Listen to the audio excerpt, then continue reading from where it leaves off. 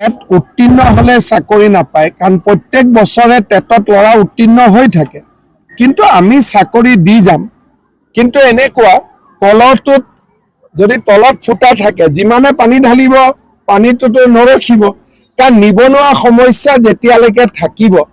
তেতিয়ালৈকে কোনোবা নহয় কোনোবাটো নিবনুৱা থাকিব মইতো 100% সকলোকে সহায় কৰিব নোৱাৰো কিন্তু এইবাৰ 1.5 লাখ চাকৰি দিছো অহাবাৰ চেষ্টা কৰিম 2 লাখক দিবৰ কাৰণে উত্তীৰ্ণ হলে চাকৰি নাপায় কাৰণ প্ৰত্যেক বছৰে টেটত ল'ৰা উত্তীৰ্ণ হৈ থাকে কিন্তু আমি চাকৰি দি যাম কিন্তু এনেকুৱা কলহটোত যদি তলত ফুটা থাকে যিমানে পানী ঢালিব পানীটোতো নৰখিব কাৰণ নিবনুৱা সমস্যা যেতিয়ালৈকে থাকিব তেতিয়ালৈকে কোনোবা নহয় কোনোবাটো নিবনুৱা থাকিব মইতো 100% সকলোকে সহায় কৰিব নোৱাৰো কিন্তু এইবাৰ 1.5 লাখ চাকৰি দিছো অহাবাৰ চেষ্টা কৰিম 2 লাখক দিবৰ কাৰণে